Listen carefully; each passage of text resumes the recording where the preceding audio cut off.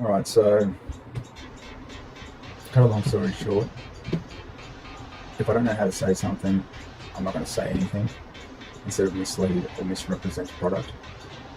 I'm from Astral Tech Computers. My name's Rob. G'day everyone.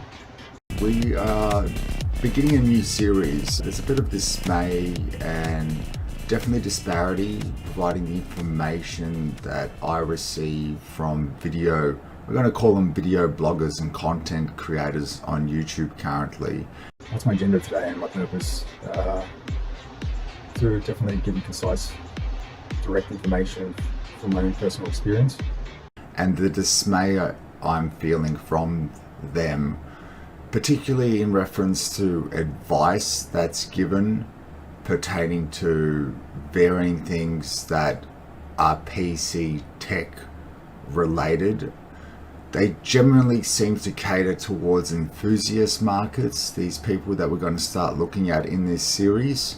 But keeping that in mind, as novices who go and try to even cross-reference the information gathered, the big players in the YouTube industry, PC tech sectors, I find are providing misleading information that could potentially have a negative impact on us consumer viewers, which are essentially their bread and butter.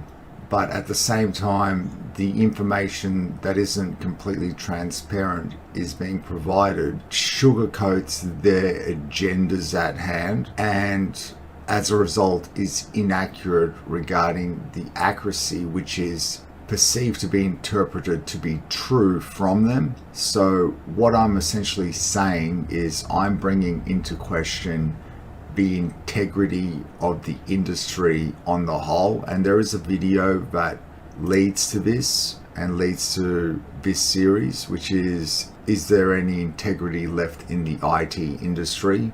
And if they don't translate, then essentially that information may be construed in a business sense as misleading. The irony is they're also selling those products professionally or installing them. Can sum up my feelings on the general spectrum, but now we're going to delve into the specifics. And specifically today we are starting off with, it's no excuse for the way they are behaving. They're a little bit more difficult to critique, I would say, than some other YouTubers, be it large or small. But as perceived experts to an nth degree, they all have a duty of care that should be administered, because PCs now, especially in the last year or so, have not gone up 200 but almost 300% at times for the equivalence of high level enthusiast grade equipment, and they're big investments if you can justify them as an investment. Otherwise it's big expenditure nowadays. I believe that regardless of the amount, as these type of video content blogger creators, they all have a duty of care which should be adhered to, and at the very least disclaimers presented that the information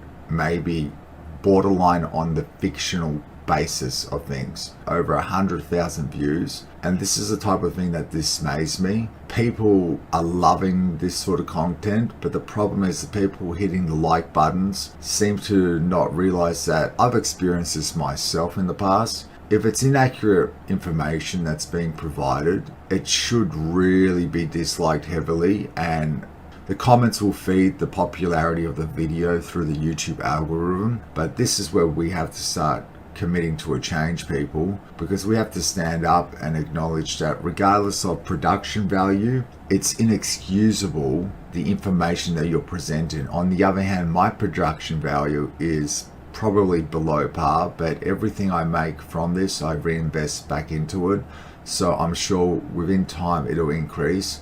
I'm just hoping that the content I provide is concise, it's diligently always placed, but at most it holds my integrity to question and is an integral part of myself as a person. But I don't want to be fibbing on the basic end of the spectrum to people, especially stuff that may potentially hurt their hip pockets in the long run, definitely in the short run as well. So let's get into the video and let's see how I dissect it. Here we go.